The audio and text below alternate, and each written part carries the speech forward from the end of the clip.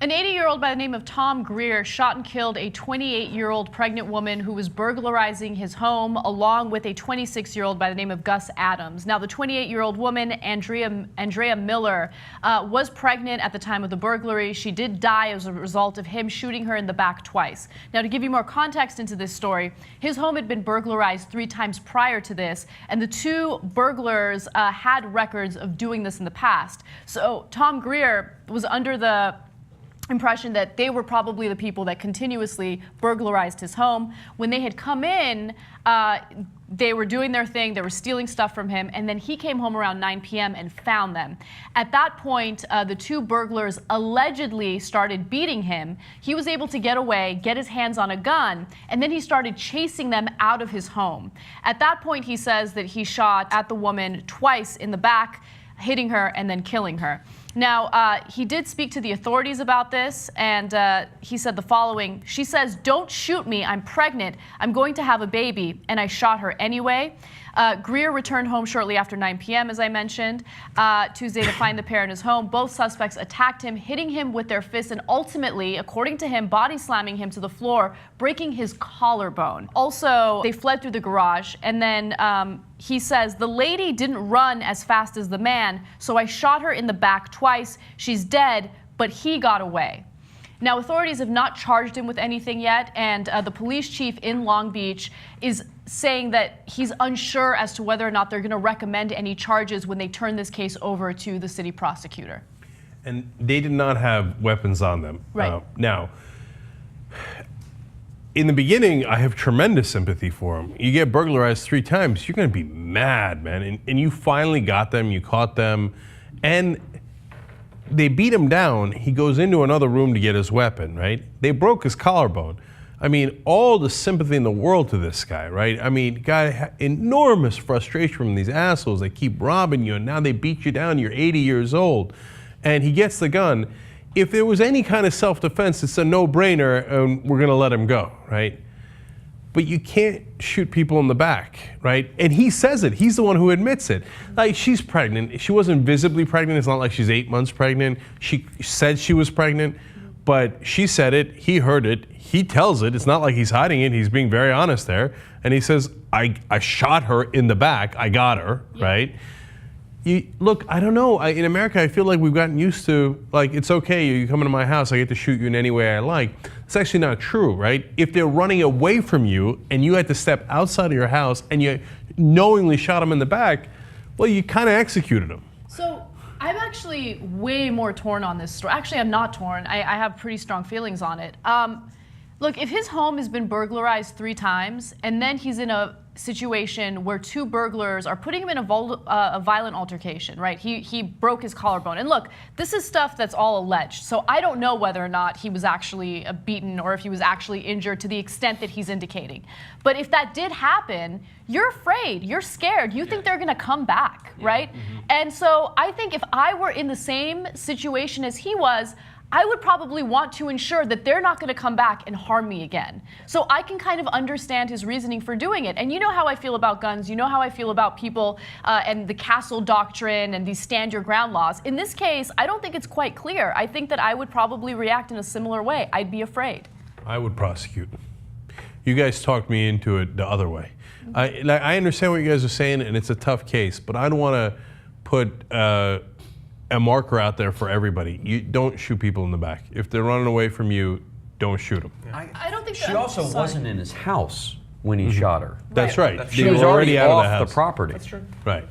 And so I think that's so. By the way, if she was in the house, then he has a much tighter legal defense because of the castle doctrine. Yeah. If they're in your house and you're already in a violent altercation, I mean, there's no way they're going to charge him, right? But he is clearly chasing her out of the house and says she's out of the house and says he shot her in the back. If I'm a prosecutor, I can't have you shooting people in the back. I can't do it. Like, yes, theoretically they could come back at some point, but anybody could come back at some point. I think that there's fear involved as well. So if my home had been burglarized several times, and then one day I come home at 9 p.m. and there's a man there and he beats the shit out of me, and I get my hands on a gun, you better believe I'm going to shoot him down. And maybe that's against the law, but I'm just saying I understand his intentions and the reason why he did what he did. If in the middle of the so altercation afraid. you shot him down, everybody would agree with you Right, because exactly. you're protecting yourself. Yeah. I don't believe you when you say you chase him out of the house and shoot him in the back. I think I would be so afraid of him coming back and harming me that I would do it. Well, that's interesting. Okay, so I vote yes on prosecution, you vote no on prosecution. No. That I disagree with. I think that he should be prosecuted, but if I were on the jury, I would find him not guilty. That's interesting. What do you guys say? I would say definite psychiatric evaluation, and I don't know enough about the self-defense laws in California to say whether or not what he did was actually legal. What he actually did is actually illegal. Is Yeah. illegal. It's illegal. By the way, really fast, we are very quick to point out when something like this happens in Alabama or Florida or Texas, like, look how crazy the South is, but this was Long Beach. I mean, it's not that far, half an hour, 40 minutes away from here. So this is kind of a countrywide problem, just to be fair. And of course, whether it's legal or not, whether he's guilty or not, gets adjudicated in court, not here. I just have to do that standard caveat all the time. We're saying based on the information, incomplete information we have now, we're judging those circumstances. So Wes, your conclusion? I think you should be charged with manslaughter.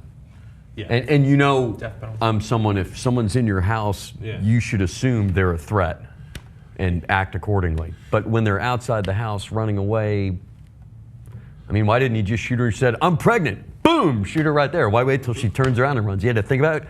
She's pregnant. Should I? She's already off the property.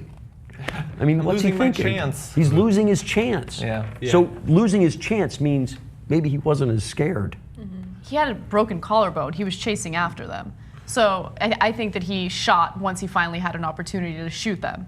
Yeah, but don't you think the second he pointed a gun and she said, I'm pregnant, that was his opportunity right there. When she saw he had a gun and was pointing it at her, that was the opportunity, not, she's going to get away. See, that's an interesting case by Wes. And if you don't know the history of the Young Turks, Wes has at other times vigorously defended the ability to shoot inside your home without asking questions. Okay. Now, what he's pointing out there is that he had, it appears, ample time to make a decision. And he chose to go in a certain direction. Again, the actual court case will decide this if they ever charge him, right? Because then you'd have to see exactly how it went down. But based on the loose evidence we have here, I think it's enough. I agree, manslaughter. I'd charge him with not murder. That's right. He spoke a couple of times about what she said during it. I would have liked him to have said, I told her get on the ground or I'll shoot. She didn't, so I shot. If you're worried about her getting away, then tell her I've got a gun, you better get on the ground. Yeah. It doesn't seem that he did that. By the way, her accomplice did get caught, and he is going to be charged or is facing murder charges because he was involved with a crime that ultimately led to her death. Now that I don't agree with. I don't think he should be charged with murder for it. Yeah, that's the felony murder rule, and it's controversial, but it's been used for a long time in America, that if you are involved in any crime where anyone gets killed, it's on you. And so that often happens in bank robberies. I mean, it's just an example they use in law school, and it does actually happen in real life. But you go to rob a bank, you bring a gun, security guard shoots your accomplice, you go away for murder for the rest of your life. Felony murder rule, right?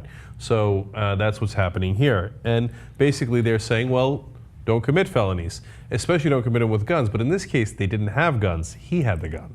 But nonetheless, it's a felony, so still the felony murder rule.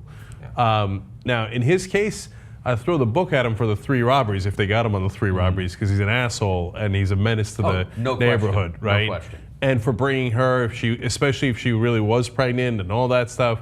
But no, I wouldn't charge him with murder. That's they didn't even bring a gun. I mean, if they had brought a gun and they got into a shootout, then yes, okay, this makes a lot more sense for felony murder, right? Even though he's a giant fucking prick.